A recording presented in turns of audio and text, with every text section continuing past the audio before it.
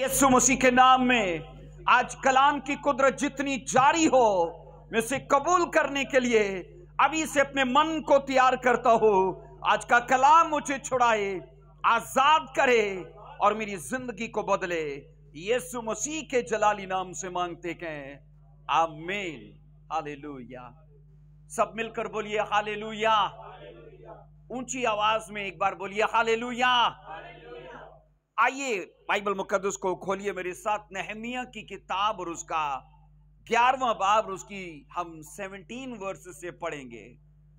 नहमिया की किताब उसका 11वां बाब और उसकी 17वीं आयत को, आज की मरकजी आयत को हम तलावत करेंगे।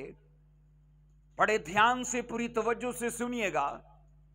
और मतनाया बिन मीका बिन जब्दी बिन आसफ सरदार था, जो दुआ के वक्त शुक्रगुजारी करने में पेशवा था, और बकू बुकिया उसके भाइयों में से दूसरे दर्जे पर था, और उब्दा बिन सम्मा बिन जलाल बिन यदतून। कलाम मुकद्दस का पढ़ा सुना जाना हम सब के लिए बायस से बरकत रखे। मिलकर बोलिए आमीन। नहमिया की किताब 11वां बाब उसकी 17वीं आयत को मैंने पढ़ा है। बैठ जाइए, तशरीफ रखिए। हालेलुया। ये पुराने अदनामे में आपको मिलेगा, नए में नहीं मिलेगा, ठीक है जी। नहमिया की किताब। अब सुनिएगा, यहां पर एक शख्स का हमने जिक्र पढ़ा है जिसका नाम आसफ सरदार बताया गया है।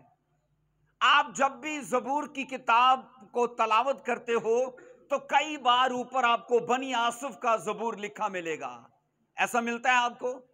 अब यहां पर सुनिएगा, बाइबल ये कहती है कि ये जो आसफ सरदार था, कलाम ये कहते हैं कि इसे जब भी दुआ करने के लिए खड़ा किया जाता तो कलाम खुदा के अंदर ये लिखे हमें पढ़ने को मिलता है कि ये उस वक्त लिखा है कि शुक्रगुजारी करने में लोगों की लीड किया करता था।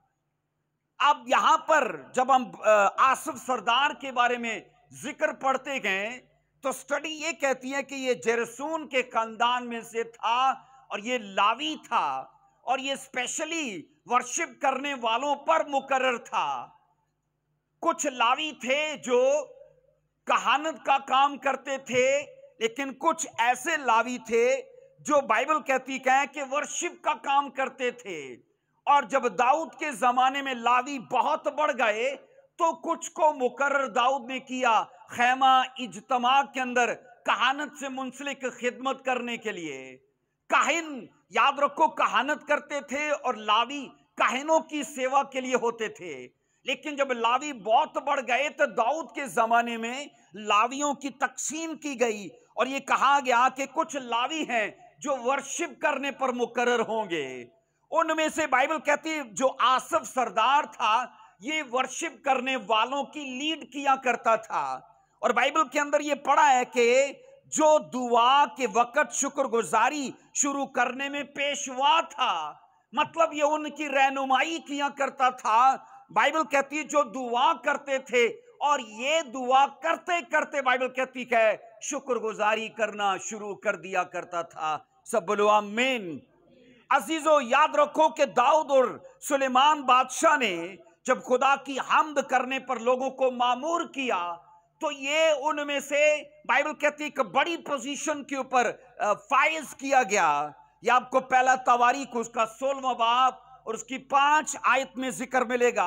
उसके बाद दूसरा तवारीख उसका 5 बाब और उसकी 12वीं आयत के अंदर आपको जिक्र मिलेगा कि जो बनी आसफ था, इसकी असल में खिदमत क्या थी। अब अजीजों, हम ये स्टडी करते गए कि वो हम्द करने वालों में रहनुमाई करता था, और स्पेशली ये खुदा के अहद के संदूक के आगे झांझ बजाया करता था। आमीन। खुदा के घर के अंदर चाहे बड़ी खिदमत है, छोटी खिदमत है, उसका अजर एक बराबर है, क्योंकि छोटी और बड़ी खिदमत खुदा के लिए छोटी और बड़ी नहीं होती। ये हमारे लिए हो सकती है, लेकिन खुदा के लिए, खुदा के घर में काम करना अजर में यकसा है। बोलिए आमीन।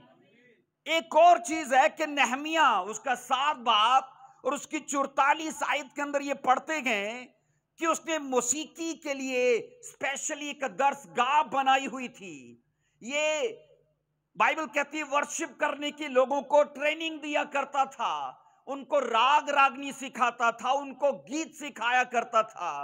जैसे आज चर्च में प्रैक्टिस की जाती है, क्वायर प्रैक्टिस होती है किसी बड़े प्रोग्राम के लिए, तो ये लावी के खानदान में से, जेरसून के खानदान में से बनी आसफ की जो स्पेशली खिदमत थी, मैंने कहा वो लीड करने की थी, और इसने दरसगाह बनाई हुई थी, और ये हमेशा उन लोगों को रहनुमाई देता था जो खैमा इज्तिमा में या खुदा की हैकल में वर्शिप किया करते थे।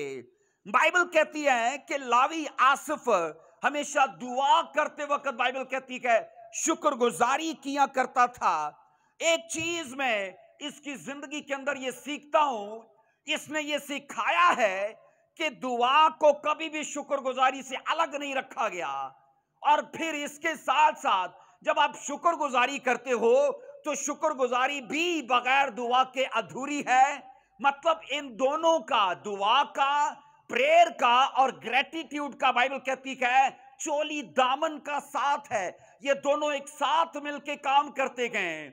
अजीजों, ना सिर्फ यहूदीइज्म में बल्कि इस दुनिया के हर बड़े मजहब के अंदर प्रेयर को हाईएस्ट फॉर्म माना जाता है ग्रेटिट्यूड की, मतलब शुक्रगुजारी की जो आला तरीन शक्ल है वो दुआ है, और दुआ की आला तरीन जो शक्ल है वो बोलो शुक्रगुजारी है। बोलिए आमीन। इसलिए कहा जाता है कि शुक्रगुजारी, हम बाइबल में ये पढ़ते हैं कि ये आला तरीन शक्ल है दुआ की। सो अजीजों, याद रखिएगा, शुक्रगुजारी अगर सिर्फ होठों से होगी तो ये जस्ट एक इजहार होगा। और बाइबल के अंदर आप पढ़ते हो, यीशु मसीह ने कहा था, जीसस ने कहा कि ये उम्मत होठों से तो मेरी तारीफ करती है पर इनके दिल मुझसे दूर हैं। अब तारीफ तो दो तरह की है ना, एक तारीफ वो है जो लबों से है। अगर वो लबों से है तो स्टडी बताती है कि वो फक्त एक इजहार है। और अजीजों, ये भी सुनिएगा कि असल जो शुक्रगुजारी है ना, कहा यह जाता है कि वो एहसास में होती है। वो कहां होती है? एहसास में होती है। और दूसरी चीज कहा यह जाता है कि वो जज्बे से होती है। और तीसरी चीज कहा जाता है वो पूरे दर्द से होती है। अगर वो सिर्फ लफ्जों में है उसमें एहसास नहीं होगा, उसमें जज्बा नहीं होगा और उसमें दर्द नहीं होगा। लेकिन जिस ग्रेटिट्यूड की, जिस थैंक्स गिविंग की बाइबल बात करती है, उसमें तीन चीजों का होना जरूरी है। आपका दर्द भी उसमें हो, आपका जज्बा भी उसमें हो, और वह पूरे एहसास के साथ की जाए। सब बोलो आमीन। आज का हमारा मजमून है द पावर ऑफ ग्रेटिट्यूड। हम बाइबल मुकद्दस में से आज शुक्रगुजारी की जो ताकत है, जो उसकी जो पावर है, आज हम उसको समझेंगे।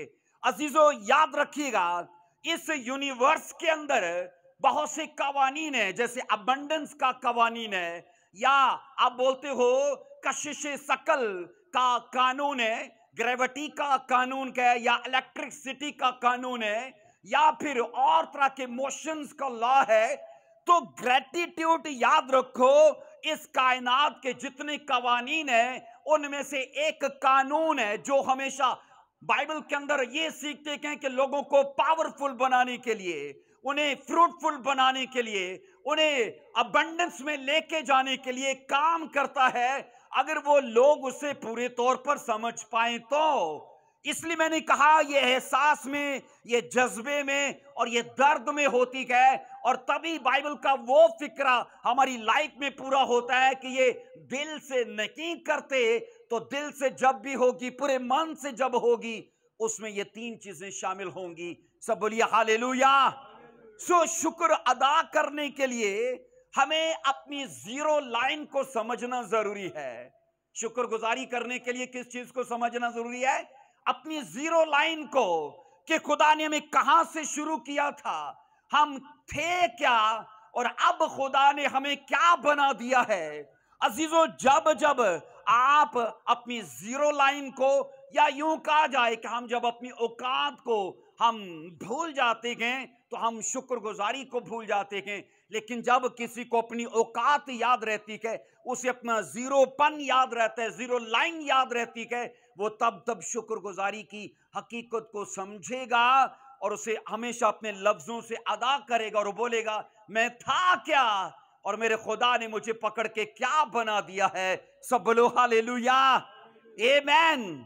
सो अजीजो, जब भी इंसान अपनी इब्तदाई जिंदगी को याद करता है ना, तो हमेशा थैंक्स करेगा, वो हमेशा नाशुक्रेपन से दूर रहेगा, वो हमेशा इस चीज को लोगों के सामने एक गवाही के तौर पर इस्तेमाल करेगा कि मैं गरीब था, मैं बीमार था, मैं बदहाल था, मैं ये था, मैं वो था, लेकिन जब से मैं मसीह में आया हूं, खुदा ने मेरी स्टोरी को चेंज कर दिया है, मेरे हालात को बदल दिया है, मुझे गरीब से पकड़ के मुझे ब्लेस्ड कर दिया है। मैं नादान और बेवकूफ था, पर उसने मुझे अपनी अकल और दानाई बख्श दी है। सब बोलिए हालेलुया।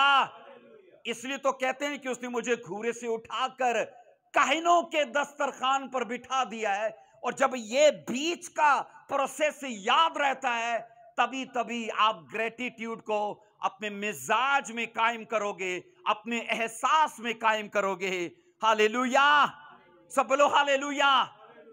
अजीजों, अगर हम जिंदगी में सक्सेस चाहते हैं, गो के वो अभी हमारे पास नहीं है, तो उसको पाने का एक ही सीक्रेट है कि धन्यवाद शुरू कीजिए। आपके पास कामयाबी नहीं है, सरफराजी नहीं है, कोई ऊंचा लेवल, कोई मयार, कोई भी आने वाली पोजीशन आपके पास नहीं है, पर आप चाहते हो, तो उसको पाने का एक ही सीक्रेट है कि उसके लिए धन्यवाद करो और दूसरा उसे फील करो। उसके लिए मैंने कहा ग्रेटिट्यूड को बाइबल कहते हैं अपने मुंह से इकरार करो, उसका शुक्रगुजारी करो, और दूसरी चीज उसे फील करो, और उसे ऐसे फील करो कि जैसे आप उसे पा चुके हो। ये बाइबल का रूल है, ये बाइबल सिखाती है, क्योंकि कई सुरमाओं ने हमें ये सिखाया कि वो चीजें अगरचे उनके पास नहीं थी, लेकिन वो फेथ में चलते रहे और ऐसे चलते रहे कि जैसे वो चीजें उनके पास हैं, लेकिन अगर उनकी सिचुएशन को देखा जाए तो वो चीजें उनके पास नहीं थी। तो वो लोग हमारे लिए एग्जाम्पल हैं।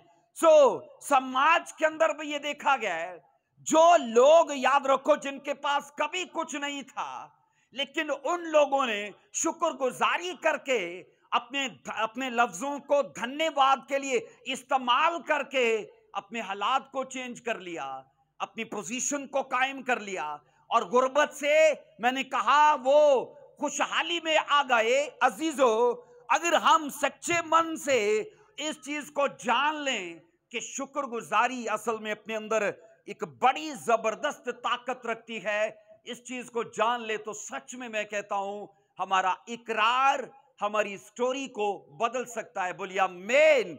आइए दानियल की किताब से मेरे साथ देखिएगा। हम दानियल उसका 6 बाब उसकी 10वीं आयत से पढ़ेंगे। दानियल की किताब उसका 6 बाब उसकी 10वीं आयत को सीखेंगे। यूं लिखा है, और जब दानियल ने मालूम किया कि उस नविश्ते पर दस्तखत हो गए, तो अपने घर में आया, और लिखा है उसकी कोठड़ी का दरीचा यरूशलेम की तरफ खुला था। वो दिन में कितनी बार, बोलिए, 3 मर्तबा हस्बे मामूल घुटने टेक कर खुदा के हजूर में दुआ और, बोलिए, शुक्रगुजारी किया करता था। आप सोचो, ये सीक्रेट बाइबल के सुरमा भी जानते थे कि दुआ की हाईएस्ट फॉर्म जो है वो धन्यवाद करना है, वो शुक्रगुजारी करना है। और बाइबल ये कहती है कि इसे पता चला कि एक साजिश मेरे खिलाफ बन गई, और कानून एक ऐसा पास हुआ है कि ना तो कोई अपने खुदा से, ना किसी देवता से, ना किसी भगवान से कोई दुआ करे। अगर उसको दुआ करनी है, अगर उसे कुछ चाहिए, तो वो सीधा बादशाह के पास आए। अगर कोई ऐसा नहीं करेगा तो उसे शेरों की मांद में डाल दिया जाएगा। हम बाइबल के अंदर ये सीखते हैं कि दानियल नबी इस बात से वाकिफ होने के बावजूद ये बात जानता था कि दुआ का राज इस बात में है कि हम शुक्रगुजारी से कितने संजीदा हैं। वो मैंने कहा, इस बात को जान चुका था कि अगर मैं दुआ कामयाब बनाना चाहता हूं तो मैं धन्यवाद से कितना संजीदा हूं। आप ये सोचोगे कि उसने हमें ये सिखाया है, सिचुएशन की परवाह ना करके, प्रॉब्लम की परवाह ना करके, अपनी बदहाली की परवाह ना करके आप अपने इकरार से और शुक्रगुजारी से आने वाली हर तरह की सूरत हाल को चेंज कर सकते हो। हालेलुया। इसलिए मैंने कहा अजीजों, प्रेयर का जो मरकज है कहा जाता है वो ग्रेटिट्यूड के अंदर है, वो थैंक्स गिविंग के अंदर है। आप मरकज मानते हो किसी चीज को तो वो मरकज दुआ का सिर्फ और सिर्फ शुक्रगुजारी को अपने मुंह से इकरार करने में है। हम जितना भी अपनी लाइफ में बड़ा बनना चाहते हैं, हम जितने बड़े काम करना चाहते हैं, उसके लिए जरूरी है हम शुक्रगुजारी को भी बड़े लेवल पे अपने माहौल में फील करना शुरू करें। बोलिए आमीन। सब बोलो हालेलुया। अब ये सुनिए कि शुक्रगुजारी को आप जितना फील करोगे आप उतना ही प्रॉब्लम के हल की तरफ बढ़ोगे, क्योंकि शुक्रगुजारी आपके हल को आपके लिए अट्रैक्ट करती जाएगी, वो उसको आपके साथ खड़ी करेगी, क्योंकि ये उसकी पावर है। और ये वो हालत है, इसमें कुड़कुड़ाना भी, शिकायत करना भी, ना शुक्रापन भी करीब है।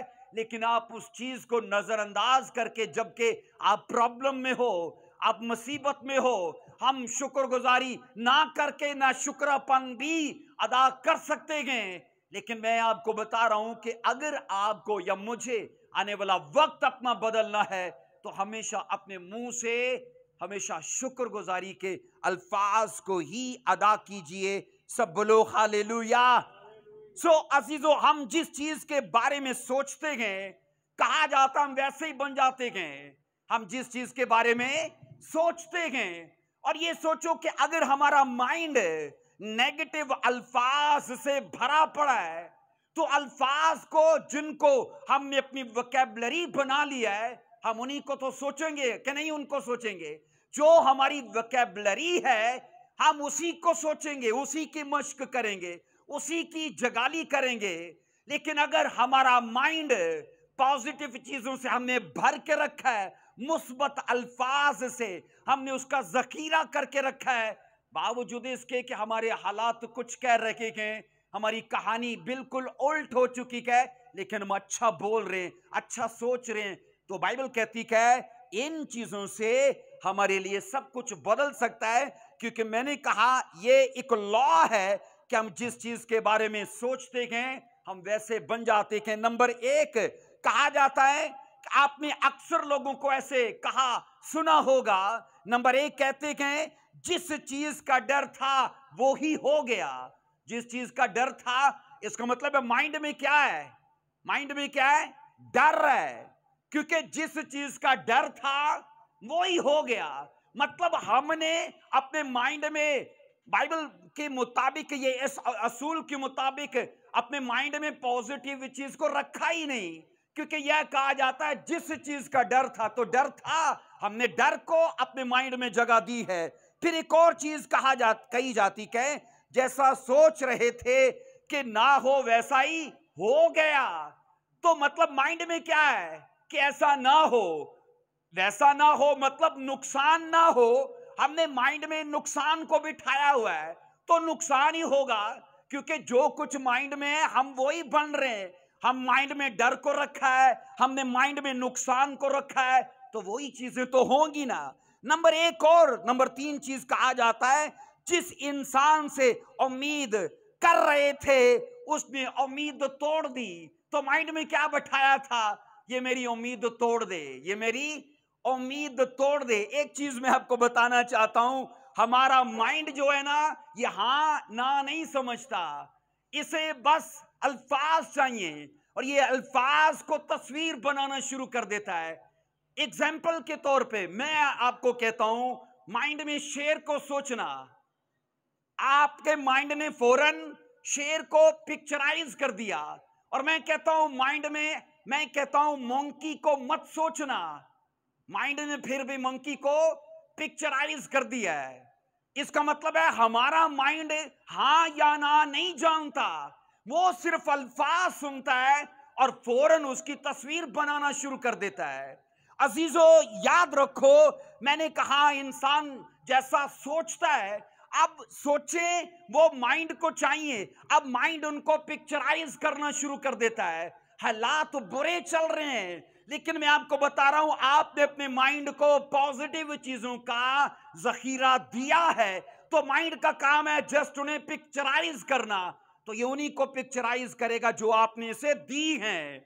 अजीजों ये कुदरत का कानून है कि इंसान जिस चीज पर फोकस करता है वो ही चीज उसके लिए जिंदगी में ग्रो करना शुरू कर देती है। कैसा मानते हैं हम? आमीन। अजीजों हम दानियल की किताब के अंदर ये पढ़ते हैं कि दानियल अच्छे से इस बात को जानता था कि मेरी मुखालफत चल रही है। दानियल इस बात को अच्छे से जानता था मेरे खिलाफ एक साजिश बुनी जा रही है। आप मुझे बताइए, दानियल साजिश को सोचता, वो मुखालफत पर फोकस करता या लोगों के विरोध पर फोकस करता? दुआ कर पाता? क्या शुक्रगुजारी कर पाता? नहीं कर पाता, वो बिल्कुल नहीं कर पाता। मैं आपको बता रहा हूं कि ये उन लोगों ने जो बाइबल के सुरमा या कामयाब लोग गुजरे हैं, उन लोगों ने अगरचे कहीं से कोई ट्रेनिंग हासिल नहीं की थी, लेकिन ईमान में ऐसे सीक्रेट करके दिखाए। आज की कलीसियाओं के अंदर मुखालफत चल रही है, लेकिन फोकस नहीं किया, क्योंकि उसे पता था जो मैं सोचूंगा वो ही मेरे लिए होगा। और आप ये सोचो, हम बाइबल में ये पढ़ते हैं, उस आदमी ने ना तो प्रॉब्लम पर फोकस किया और ना ही उसने मुखालफत पर फोकस की, ना साजिश के ऊपर फोकस किया, बल्कि अपनी दुआ पर मन लगा के रखा, शुक्रगुजारी करने में। देखा वो दिन में 3 टाइम यरूशलेम की तरफ खिड़की खोल के शुक्रगुजारी करता है। और बोलिए, दुआ करता है। दुआ बिना शुक्रगुजारी के अधूरी है, और शुक्रगुजारी बिना, मैंने कहा, दुआ के अधूरी है। ये दोनों एक साथ मिलके काम करती हैं। अजीजों याद रखिएगा, हम रिजल्ट में तो ब्लेसिंग्स चाहते हैं, पर हमारा फोकस कहां है? प्रॉब्लम के ऊपर। हम रिजल्ट में तो पास होना चाहते हैं, हमारा फोकस कहां है? फेल होने के ऊपर। हम रिजल्ट में तो मैं कहता हूं गवाहियां चाहते हैं, लेकिन हमारा फोकस कहां है? पीड़ा के ऊपर, बीमारी के ऊपर, दर्द के ऊपर, तंगी के ऊपर। अगर आपको रिजल्ट चाहिए तो दानियल की तरह सिचुएशन पर, स्टोरी पर ध्यान ना करके आपको धन्यवाद करना है। बोलिए आमीन। आपको शुक्रगुजारी करनी है अपनी दुआ में। मैंने कहा उन चीजों को जो आपके पास अभी नहीं है, लेकिन उन्हें फील करके कि वो ऐसे के जैसे हैं, आपको शुक्रगुजारी में चलना है। और सच में वो शुक्रगुजारी एक मैग्नेट की तरह उन चीजों को अपनी तरफ खींचना शुरू कर देगी। सब बोलो हालेलुया, सब बोलो हालेलुया। अजीजों याद रखिएगा, तूफान ना आए ये हमारे हाथ में नहीं है, लेकिन तूफान हमें ना गिरा पाए ये हमारे हाथ में है। बीमारियां ना आए ये हमारे हाथ में नहीं है, लेकिन हमारा फेथ ना चला जाए ये हमारे हाथ में है।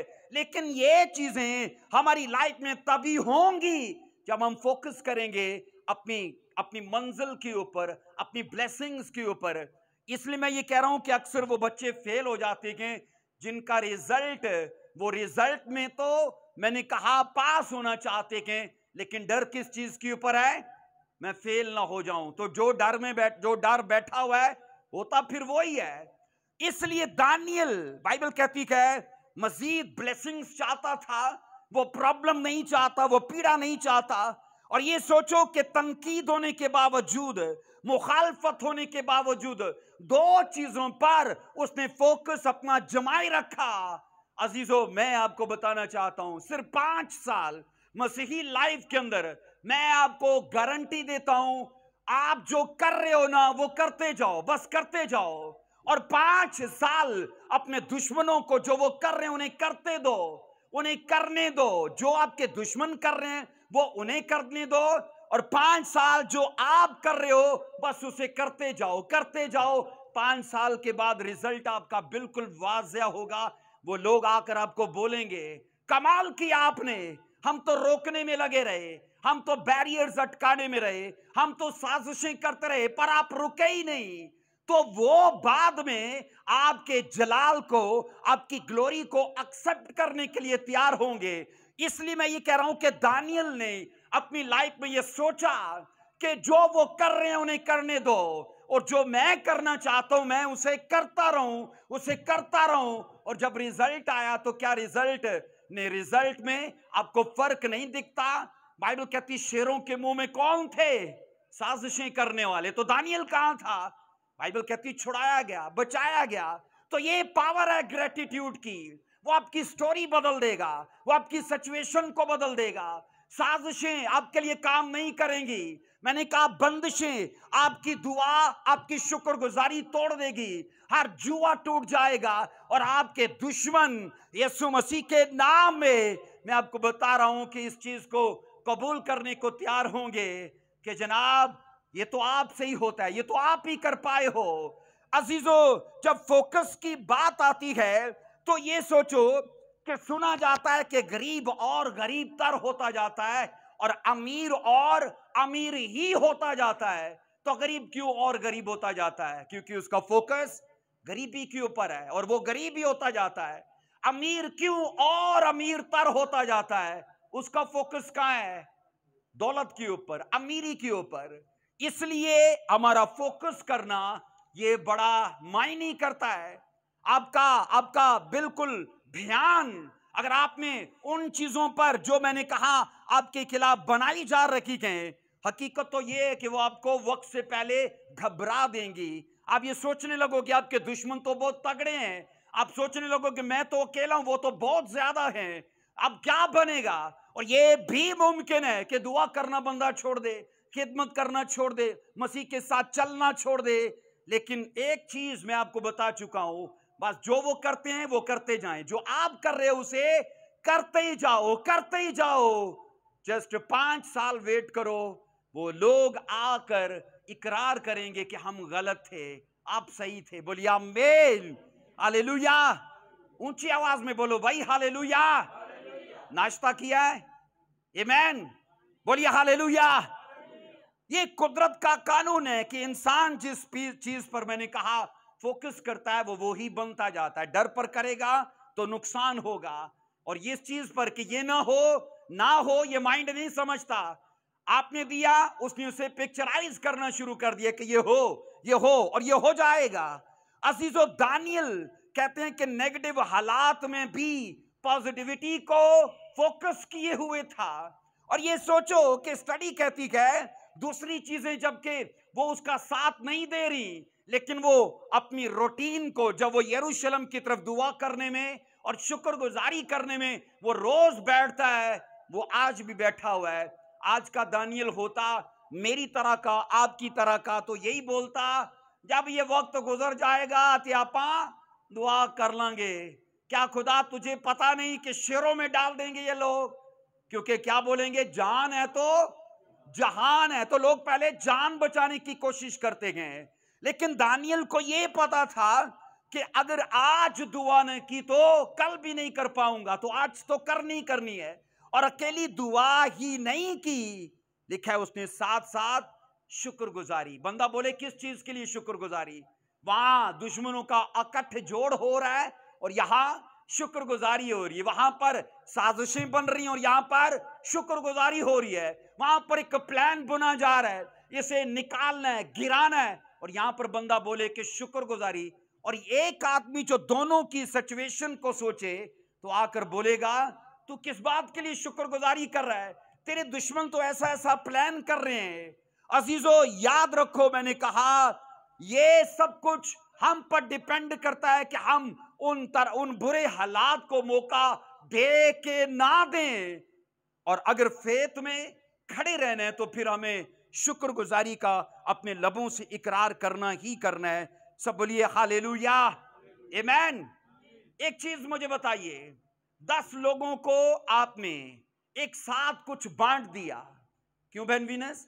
10 लोगों को, सोचो बहन वीनस है, उन्होंने 10 लोगों को एक साथ कुछ बांट दिया और 2 लोग हैं उनमें से वापस आए शुक्रगुजारी करने के लिए कि थैंक्स, आपने हमारी हेल्प की है, हम तो इस लायक नहीं थे पर आपने हमारी मदद की। एक चीज है, मैं आपको इस चीज के लिए दावा देता हूं, वो 2 लोग सारी जिंदगी इनको नहीं भूलेंगे जो शुक्रगुजारी करने के लिए आए। ऐसा है? बोलिए।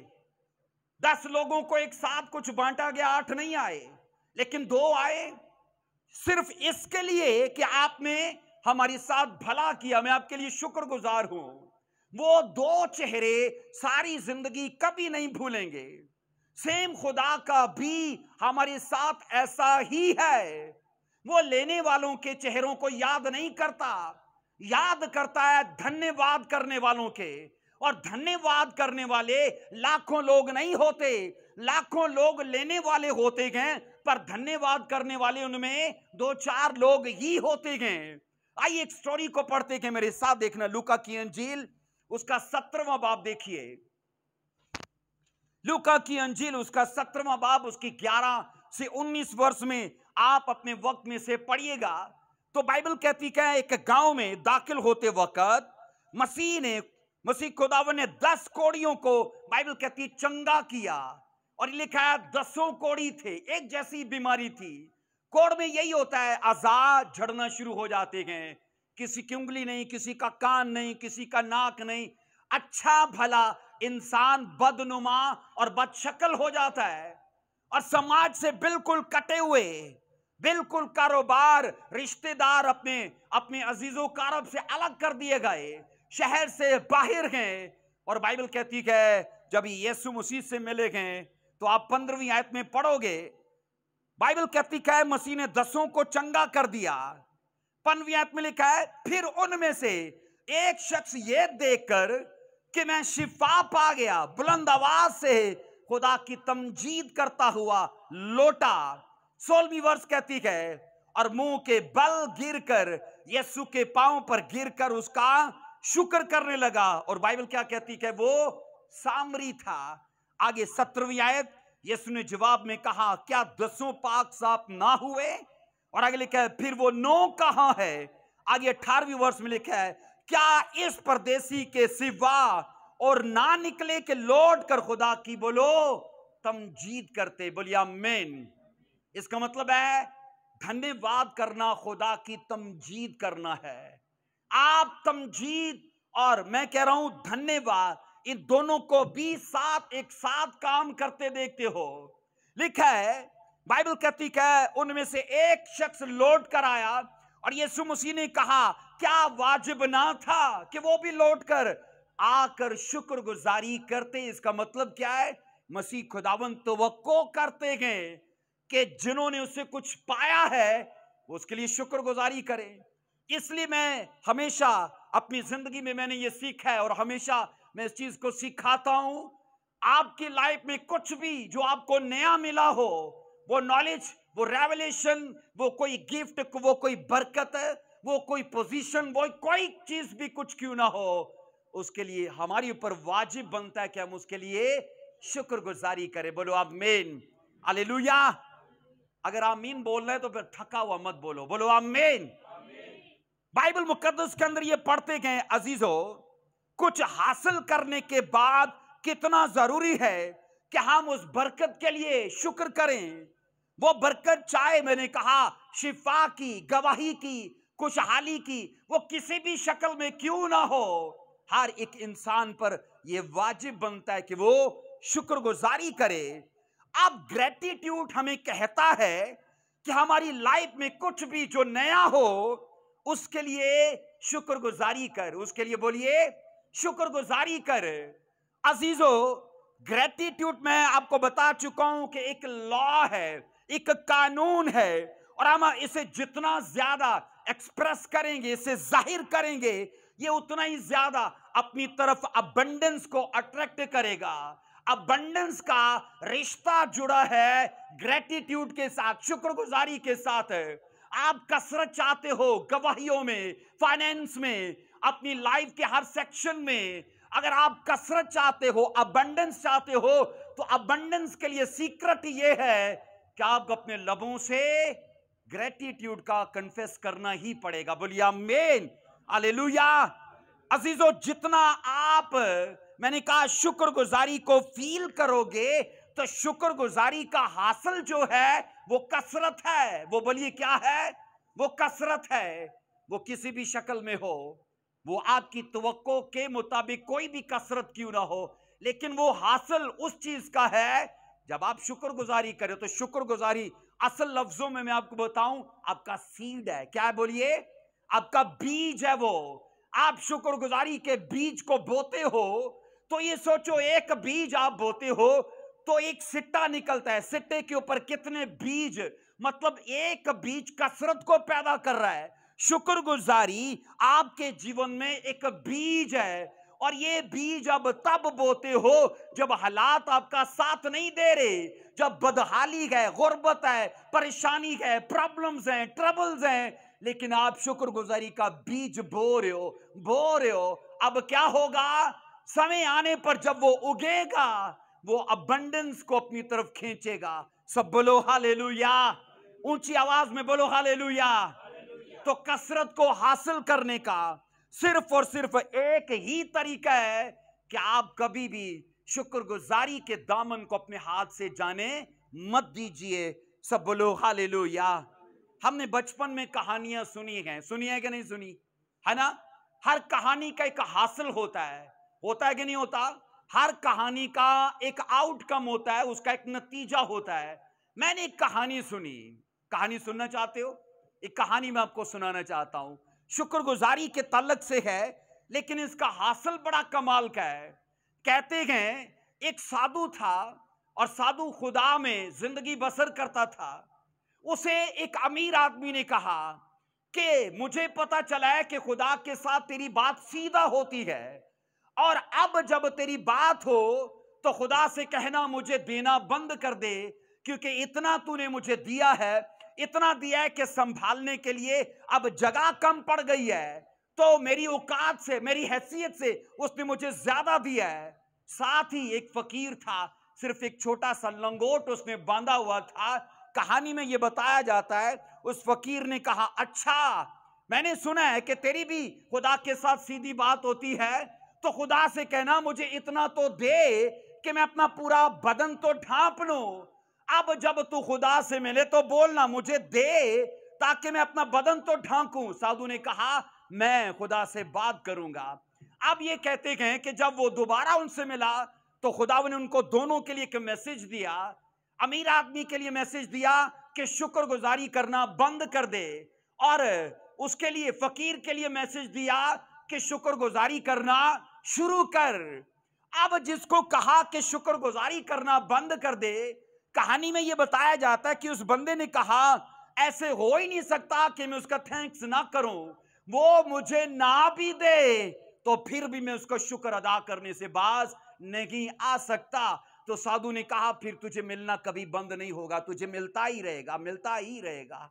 अब जब उसने फकीर से कहा कि शुक्रगुजारी करना शुरू कर, तो उसने दोनों हाथ उठाकर आसमान की तरफ इस लंगोट के लिए शुक्रगुजारी करूं, और कहते कि हवा का झोंका आया और वो लंगोट भी उससे जाता रहा। उसने क्या बोला? इस लंगोट के लिए शुक्रगुजारी करूं। मैं अजीजों आपको इसका हासिल ये बताना चाहता हूं कि शुक्रगुजारी आपको बड़ी चीजों के लिए, कि खुदा आपको बंगला दे, गाड़ी दे, पैसा दे, और तब आपको आकर शुक्रगुजारी करेंगे।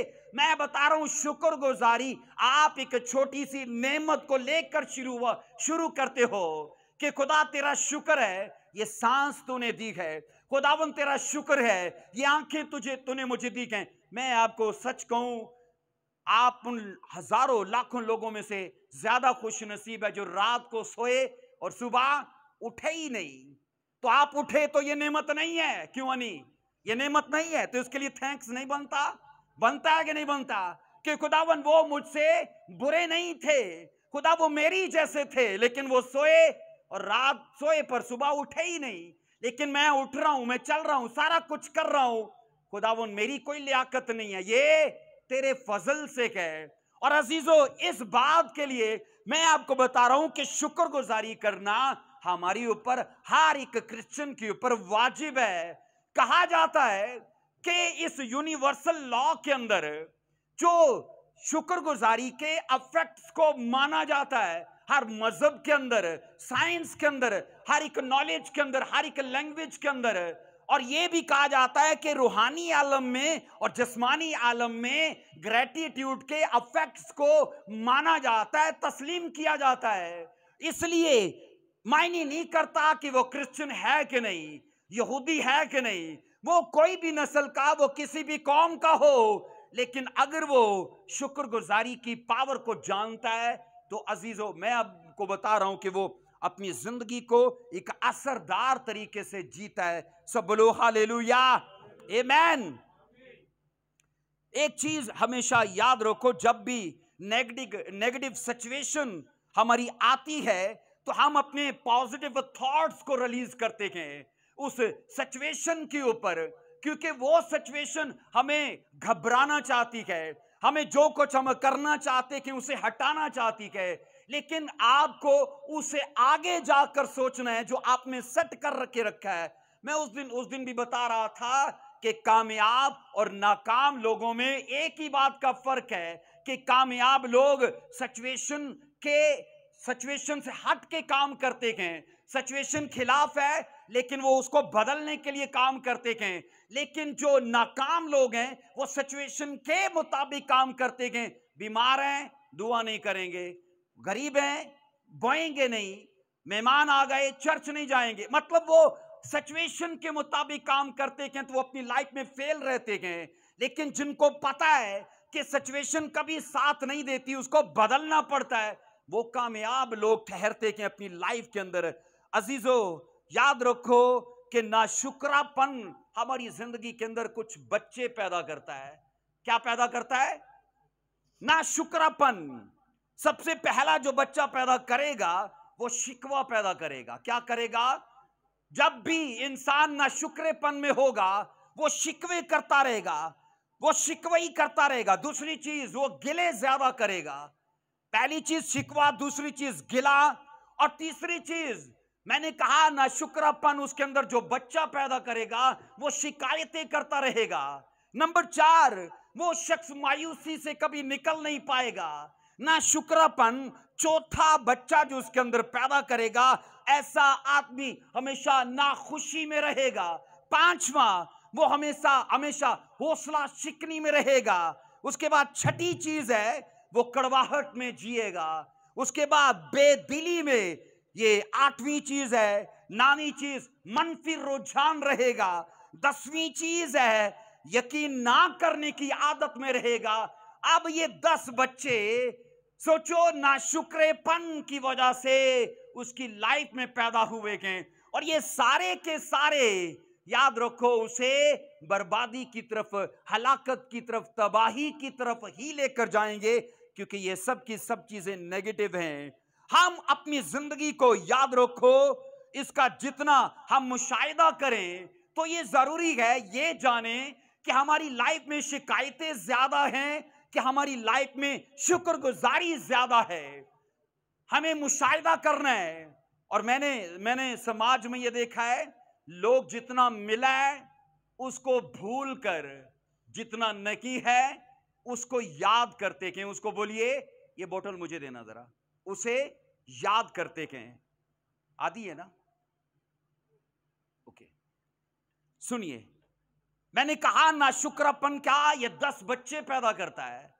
और अजीजों, शिकवे शिकायतें हमारी लाइफ के अंदर जितनी ज्यादा होंगी उतना मैंने कहा हम खुदा की बरकतों से, उसकी हजूरी से महरूम होते रहेंगे, क्योंकि उससे फैज़याब होने के लिए बाइबल का जो भेद है ना वो धन्यवाद करने में है, वो खुदावन की शुक्रगुजारी करने में है।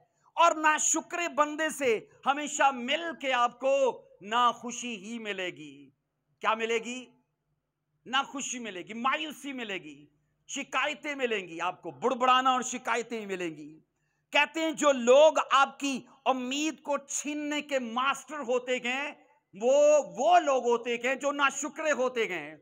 आप उससे मिले हो और हो सकता है आप उम्मीद में चल रहे हो, लेकिन आधा पौना घंटा उसके साथ बैठने के बाद आपने अपनी लाइफ की क्या गवा दी? उम्मीद क्या गवा दी? उम्मीद, क्योंकि इनको उम्मीद के चोर माना जाता है। अजीजों याद रखो, मैं ये बता रहा हूं, उनके साथ 10 मिनट गुजारने के बाद आप भी अपने मुंह से बोलने लगोगे, हाँ इस धरती का वो वाहिद मैं ही हूं जिसके साथ खुदा ने सबसे ज्यादा ज्यादती की है। उसके साथ वक्त गुजारने के साथ यही हमारे मुंह से निकलेगा कि खुदा ने मुझे सबसे कम रखा है, खुदा ने मुझे कभी याद नहीं किया, खुदा ने मुझे कभी कुछ दिया नहीं है, ऐसे शख्स के साथ मिलने के साथ। इसलिए अजीजों जरूरी है कि हम अपनी लाइफ में ऐसे लोगों से दूर रहें। कहते हैं समाज में दो तरह के लोग होते हैं। इस दुनिया में कितने? दो तरह के लोग होते हैं। नंबर एक वो जिससे मिलके आपको हमेशा हिम्मत मिलती है, आपको दिलेरी मिलती है, उनसे मिलके आपको एक नई उम्मीद मिलती है, एक नया जोश आता है, एक नई ताकत मिलती है, कुछ करने की लगन आपके अंदर आती है। ये पहली तरह के लोग हैं। वो इनकरेज करते हैं, वो आपको फायर देते हैं, वो आपको ग्रेस देते हैं। और दूसरी तरह के वो लोग हैं जिनको उम्मीद के डाकू कहा जाता है। क्या कहा जाता है? उम्मीद के डाकू कहा जाता है। अजीजों याद रखो, उनसे मिलके आप कुछ पाओगे नहीं, जस्ट आप खो दोगे, आप खो दोगे। एक चीज मैं आपको बताऊं, अगर किसी नाशुक्रे इंसान से आपको मिलने का इत्तेफाक हो ना, आप उसको पहली बार मिले हो, आपकी पॉकेट में 10,000 रुपया था, उसको मिलने के बाद भी आपकी जेब में 10,000 रुपया रहेगा ही रहेगा। आपके हाथ में मोबाइल है, आप किसी नाशुक्रे बंदे से मिले हो, आपके हाथ में तब भी मोबाइल रहेगा ही रहेगा। लेकिन एक चीज है जो आपको दिख नहीं रही, पर आपने उसे खो दिया है। अबंडेंस का एहसास आपने खो दिया है, आपने कसरत का एहसास खो दिया है, क्योंकि आपने उसे बोला है खुदा ने मुझे गाड़ी दी है। वो क्या बोलेगा? ये कौन सी नई बात है, गाड़ी तो लाखों लोगों के पास है। आप उसको बोलोगे मैं बहुत अच्छा खाता हूं, वो आपको बोलेगा ये कौन सी नई बात है, सब दुनिया अच्छा खाती है। अब याद रखो, वो आपको ये एहसास कराना चाहता है कि आपकी लाइफ में कुछ भी ऐसा नहीं है जो खुदा ने आपको अलग करके दिया है। अब वो ये एहसास कराना चाहता है कि एक ही जैसा है। लेकिन अजीजों अब सुनो, अगर मेरे पास गिलास होता तो अच्छी बात थी।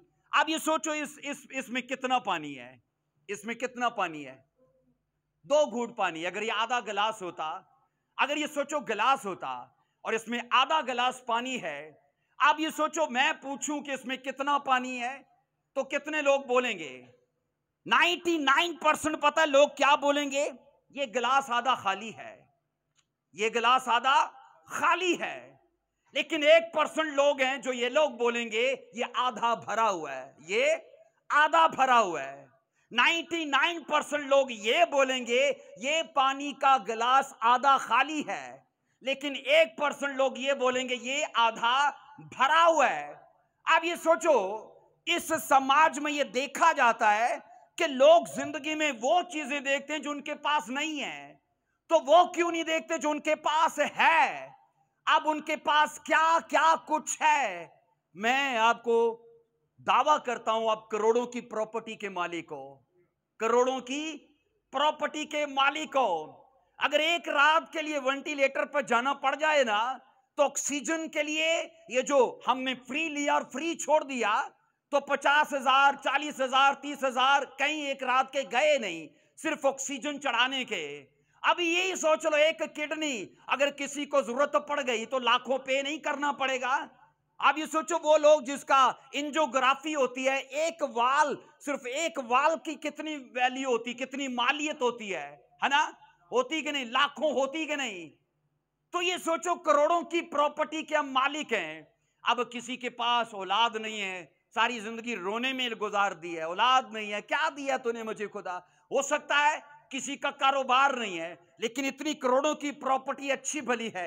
मुझे याद है किताब में मैंने पढ़ा, एक आदमी रोज दुआ किया करता था, खुदावन मुझे नए जूते दे। ये गुर्बत के जमाने की बात है, किसी खादम की बात है ये।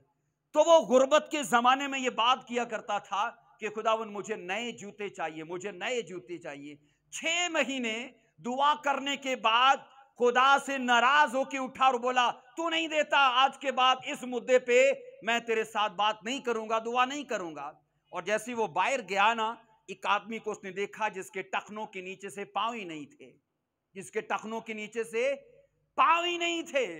और वो वहीं घुटनों के बल हुआ कहता, खुदावन तेरा शुक्र है कि तूने मुझे पांव तो दिए हैं, मैं जूतों के लिए लड़ रहा हूं, उसके पास पांव नहीं और तूने मुझे पांव तो दिए हैं।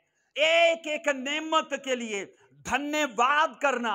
लेकिन देखा यह जाता है, मैं ये कह रहा हूं कि इस दुनिया के अंदर ज्यादातर लोग खाली चीजों को देखते गए कि गिलास आधा खाली है तो भरा तो नहीं दिख रहा, कि भाई आधा भरा है, कुछ है भी।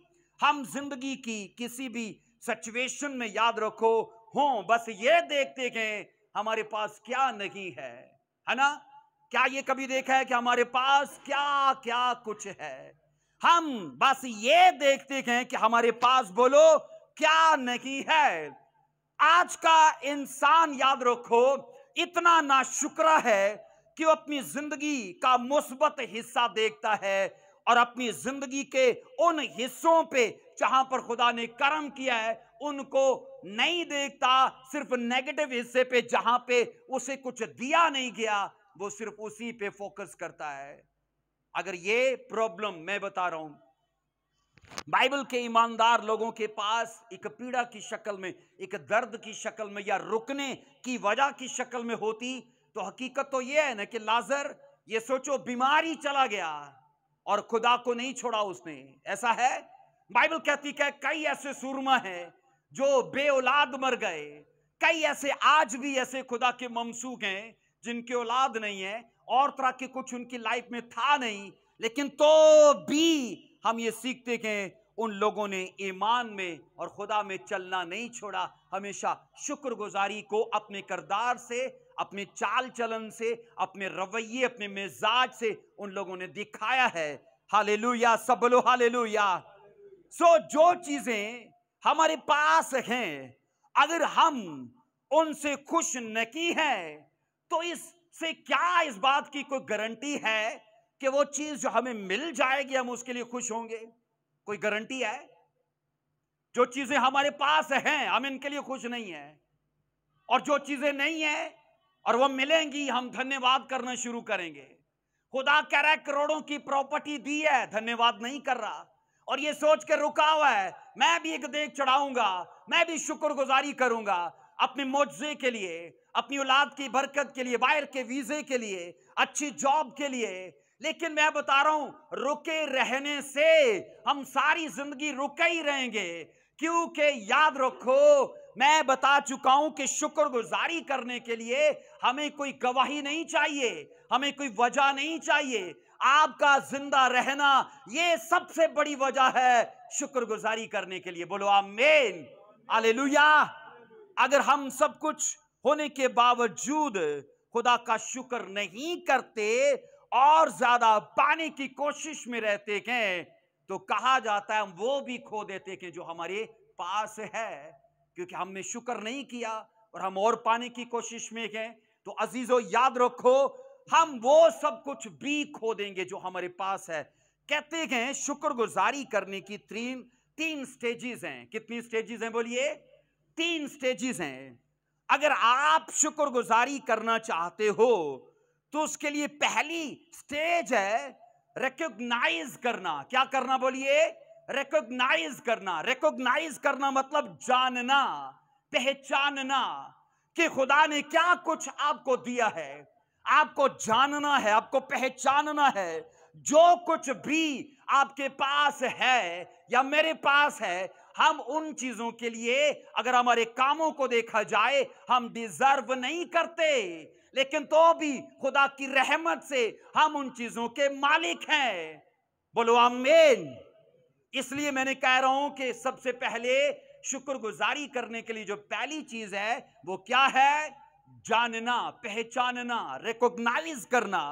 हमारी हेल्थ के लिए, हमारी लाइफ के लिए, हमारी फैमिली के लिए, हमारे बिजनेस के लिए, अजीजों हमारे कैरियर के लिए, हमारी ब्लेसिंग्स के लिए, हमारी, मैंने कहा, लाइफ की जुड़ी हर चीज के लिए हमें पहचानना है कि कहां कहां मैं घटा था, कम हुआ था और मेरे खुदा ने मुझे फेवर दी थी और मेरे खुदा ने मुझे ऊंचा किया था। बोलो आमीन।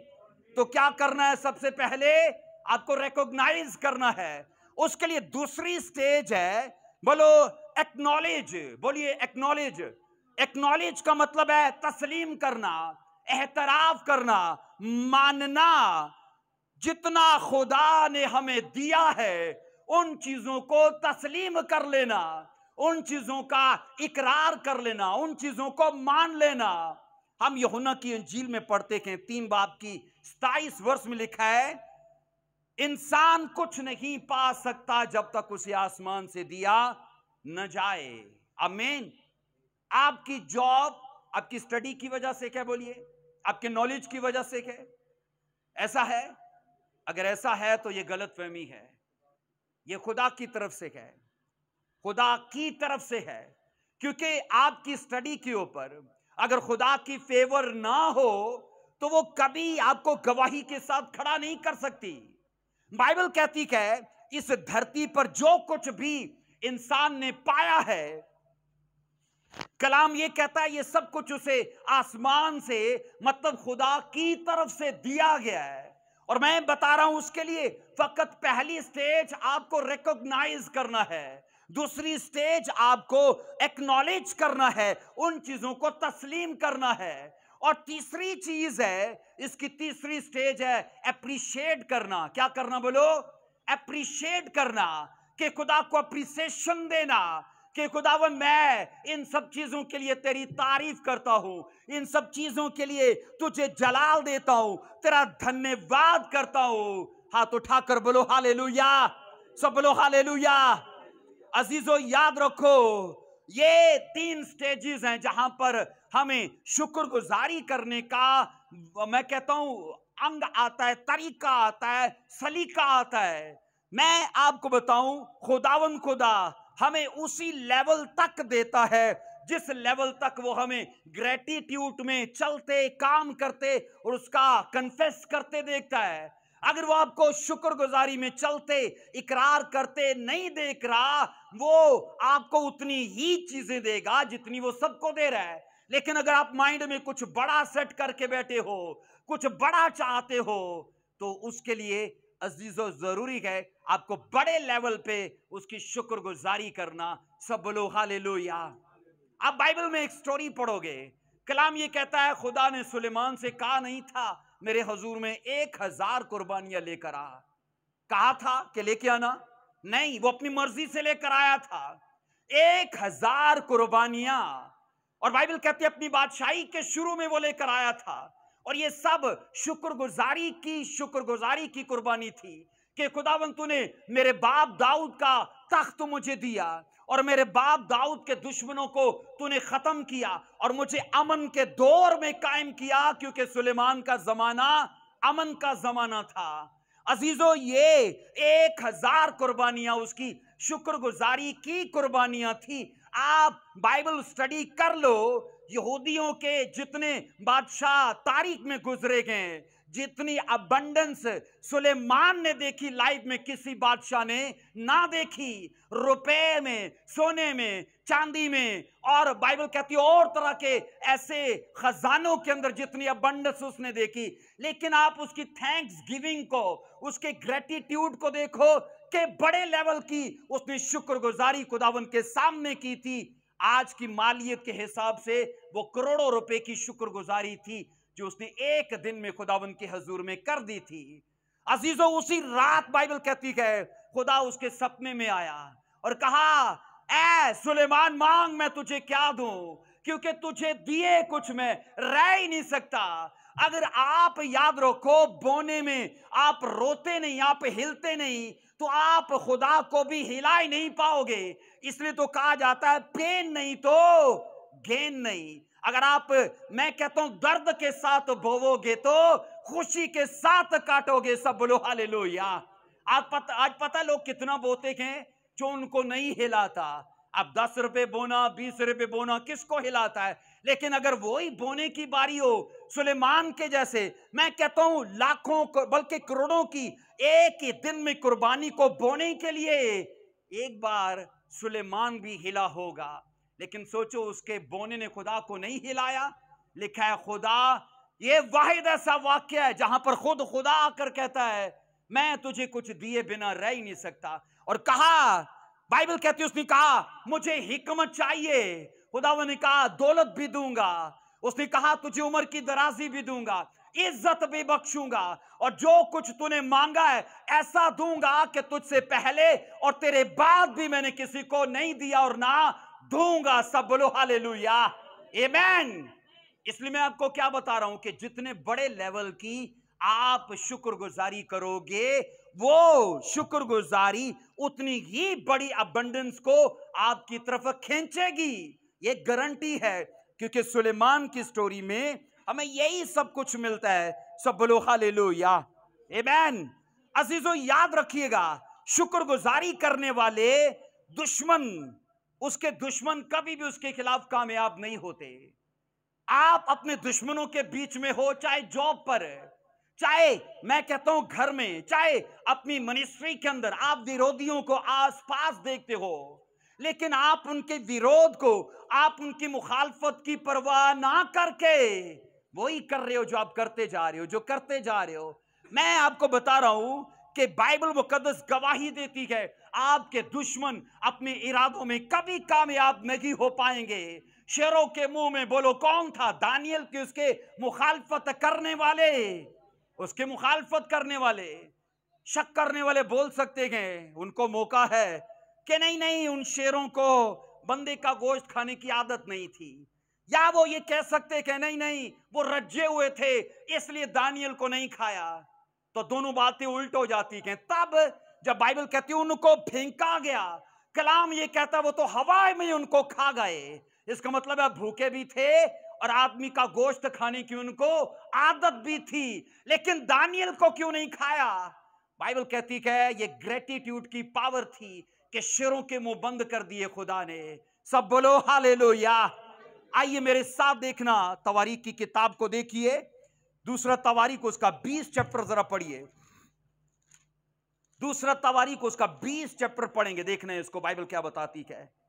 20वां बाब उसकी हम पहली आयत से पढ़ेंगे तो यूं लिखा है, इसके बाद बनी मुआब और बनी अमून और उनके साथ बनी अमोनियों ने यहोशू से लड़ने को चढ़ाई की।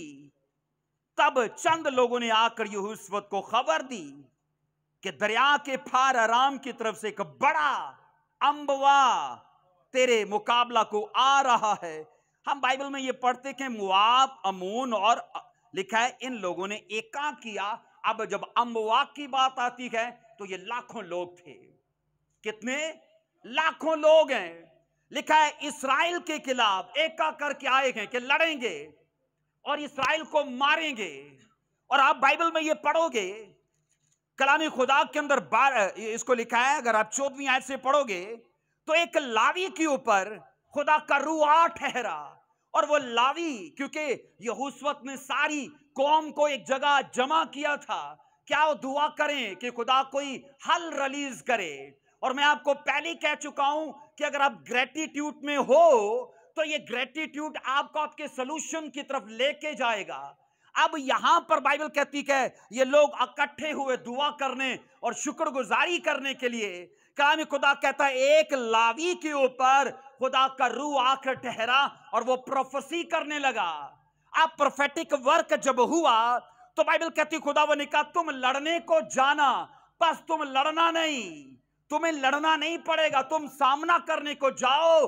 और तुम्हारे बीच में से एक छोटा सा ग्रोह निकले, तबले बजाते हुए, गाते हुए, और वो नाच कर वर्शिप करें। इसको पढ़िए, यहां पर 21 आयत में क्या लिखा है। और जब उसने कौम से मशवरा कर लिया तो लोगों को मुकर्रर किया जो लश्कर के आगे आगे चलते हुए खुदावंद के लिए गाएं और हुस्ने तकद्दुस के साथ उसकी हम्द करें और कहें कि खुदावंद की बोलो, शुक्रगुजारी करो, उसकी रहमत अब्दी है। हाथ उठाकर बोलो आमीन। उसकी रहमत अब्दी है, बोलो आमीन। हम बाइबल में ये पढ़ते हैं, इस वाक्य को आप अपने वक्त में पढ़ना। मुजजाना तौर पर लिखा है वो बड़ा अम्बवा मर गया, वो आपस में एक दूसरे को मारने लगे। लेकिन ये ग्रोह क्या कर रहा है? हम्द कर रहा है और शुक्रगुजारी कर रहा है। और मैं आपको शुरू में कह चुका हूं, दुआ की हाईएस्ट फॉर्म क्या है? ग्रेटिट्यूड। वर्शिप की हाईएस्ट फॉर्म क्या है? शुक्रगुजारी करना। यहां पर बाइबल कहती है ये लोग हम्द करने के लिए खड़े हुए, लेकिन हम्द को शुक्रगुजारी से अलग नहीं किया गया। नेहमिया के जमाने में बाइबल कहती है उस बनी आसफ लावी को जब वर्शिप करने वालों का लीडर ठहराया गया तो लिखा है वो दुआ करने को खड़ा हुआ तो शुक्रगुजारी करने लगा। बाइबल इसको वर्शिप की और मैं कह रहा हूं प्रेयर की हाईएस्ट फॉर्म, आला तरीन शक्ल मांगती है अगर आप उन दोनों चीजों को शुक्रगुजारी से अंजाम देते हो। सब बोलो हालेलुया। तो जो रिजल्ट यहोशुआ ने पाया, जो रिजल्ट मैंने कहा दानियल ने पाया, वो यीशु मसीह के नाम में आप भी अपनी लाइफ के हर सेक्शन में रिसीव कर सकते हो। अगर आपका आमीन ऊंचा है तो ये डिक्लेरेशन यीशु मसीह के नाम में आपके लिए है। हालेलुया। सब बोलो हालेलुया। हम बाइबल में ये पढ़ते हैं, मैंने आपको बताया अगर आप शुक्रगुजारी में हो आपके दुश्मन कभी भी आप पर गालिब नहीं आएंगे। हालेलुया। खुदा ने पूरी स्टोरी बदल दी। यहोशुआ लिखा है वहां पर गया लोगों समेत तो उनको मरे हुए पाया और कहा इस बड़े अम्बवे को खुदा ने मार दिया है। लेकिन यहां तो पढ़ लो, लिखा है खुदावन ने कहा था उस लावी के वसीले से जिस पर रूह ठहरा था, तुम उनसे मत घबराओ, बस उनसे मिलने के लिए जाओ और तुम्हारे बीच में से हम्द करने के लिए एक ग्रोह निकले। अब मैं सोचता हूं कोई अहमक ही होगा ना जो ऐसा सोचेगा कि ऐसे कैसे हो सकता है। वो लोग तलवारें और भाले लेकर आ रहे हैं और खुदा कहता है तलवारें, भाले, रिवॉल्वर, बंदूक कुछ नहीं लेना। क्या लेना है? तबले, बाजे, छैनियां, ये सब लेके आनी है। मन मानता है, अकल मानती है कि वो वहां लड़ाई का मैदान सजा हुआ और खुदा कह रहा है वर्शिप करनी है।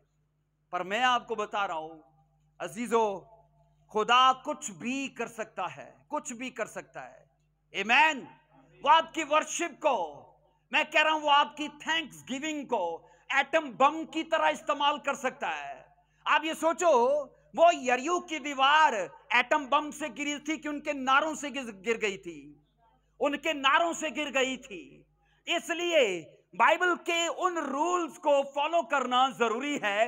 अकल चाहे माने के ना माने, 100 साल का बुढ़ा आज की साइंस कहती औलाद पैदा नहीं कर सकता, बाइबल कहती पैदा कर सकता है। इब्राहिम ने की कि नहीं की? आमीन। इसलिए सिचुएशन को छोड़ दो कि वो बिगड़ती जा रही है, इन्फेक्शन बढ़ चुका है, प्रॉब्लम बढ़ चुकी है। जब दुआ शुरू की थी प्रॉब्लम 30% थी, अब बढ़ते बढ़ते 90% हो गई है। अब तो दुआ नहीं कर पाएगी, अब तो शुक्रगुजारी नहीं कर पाएगी, अब तो चर्च जाना नहीं कर पाएगा। हो सकता है कोई जादू टूना कर दे, कोई दम कर दे, लेकिन अजीजों याद रखना ये उसका तरीकाकार है। वो केस को बिगाड़ कर, इतना बिगाड़ कर के जब उम्मीद नहीं रहती और केस ला इलाज हो जाता है, तभी वो इलाज दरियाफ्त करता है। सब बोलो हालेलुया, आमीन। इसी तो उसे इम्पॉसिबल का खुदा कहते हैं कि जहां अकल फेल हो जाती है वहां पर उसकी कुदरत काम करना शुरू करती है। हालेलुया। सब बोलो हालेलुया। सो अजीजों कहते हैं शुक्रगुजारी, बंदे शुक्रगुजारी करने वाले बंदे के कभी काम नहीं रुकते हैं। खुदा उसे हेल्प पर जारी करता ही रहता है, ना तो वो कभी हारेगा। उसके दुश्मन हमेशा शिकस्त खाएंगे। और हमेशा याद रखना उस आदमी के कभी काम नहीं रुकेंगे जो अपनी लाइफ में थैंक्स गिविंग में चलता है। हेल्पर्स ढूंढ ढूंढ कर उसको मिलता ही रहेंगे, खुदा उसके लिए रिलीज करता ही रहेगा। शुक्रगुजार बंदा कहते हैं हमेशा मुस्बत सोचता है। वो सोचता है जो लोग नहीं सोचते।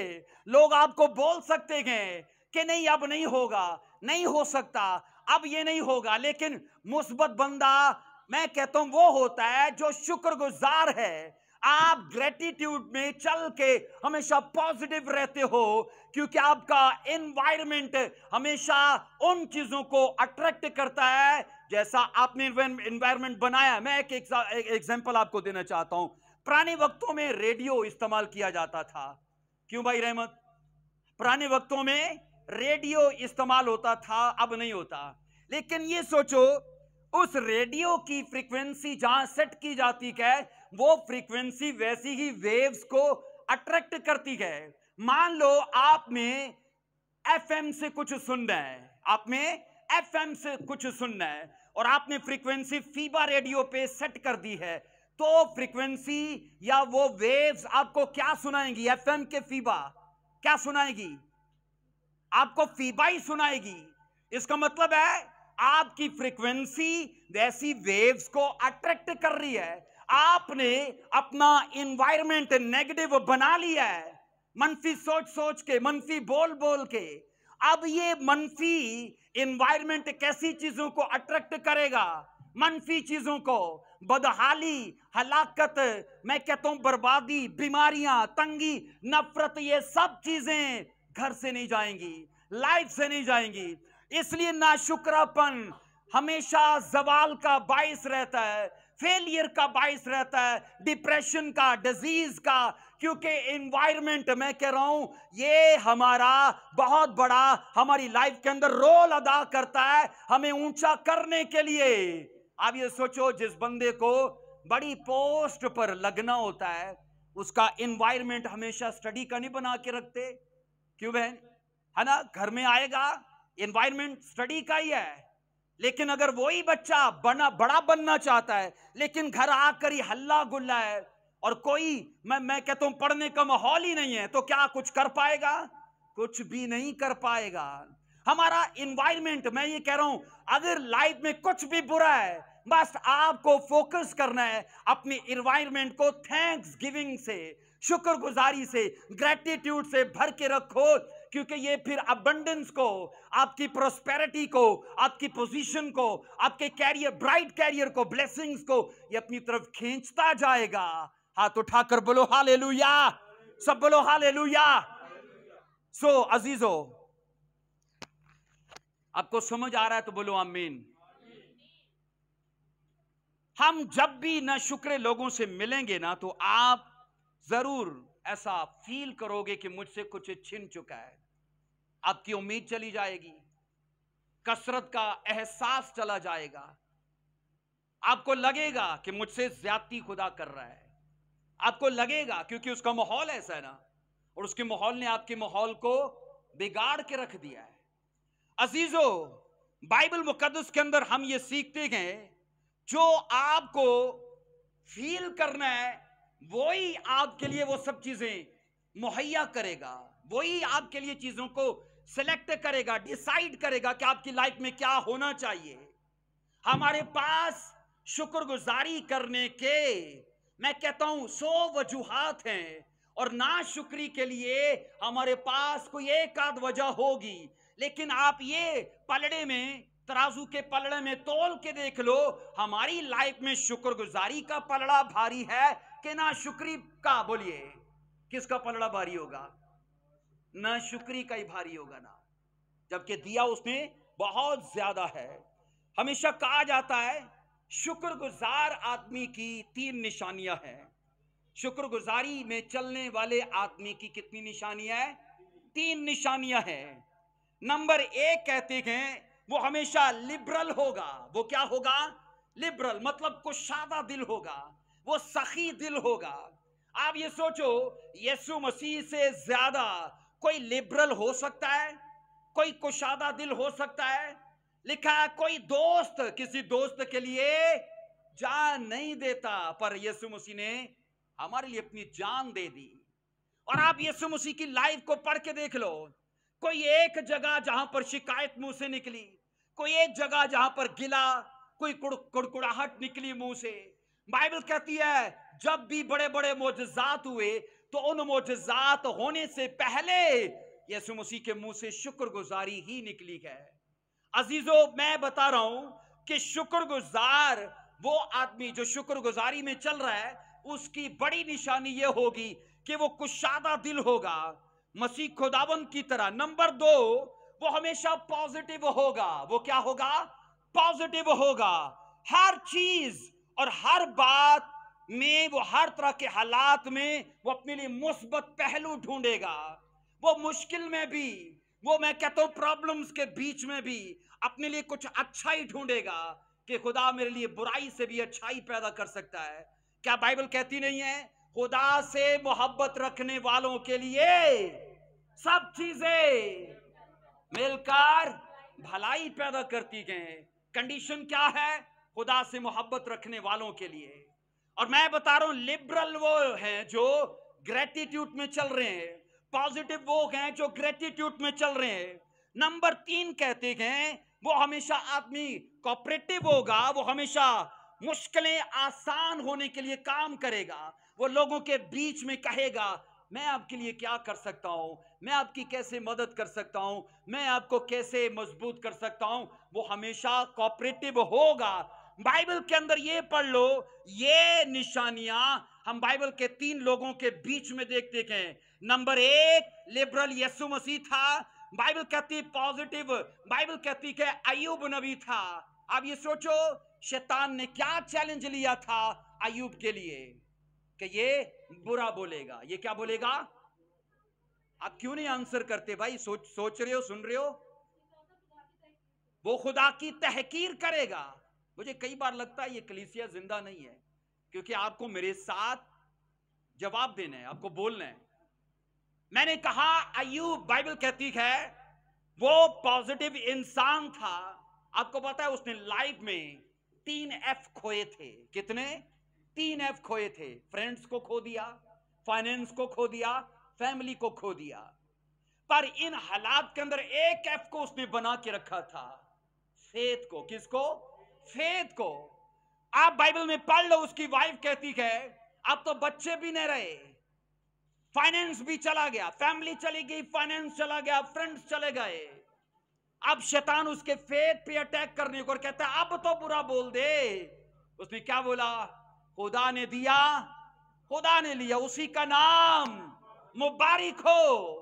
आप मुझे ये बताइए, वो आदमी जो शुक्रगुजारी में नहीं चलता, क्या वो इन अल्फाज को मुंह से बोल सकता है? वो कभी भी नहीं बोल सकता। आज हमारा कारोबार रुक जाए तो अजीजों कुड़कुड़ाना शुरू कर देते हैं, फैमिली बिगड़ जाए कुड़कुड़ाना शुरू कर देते हैं।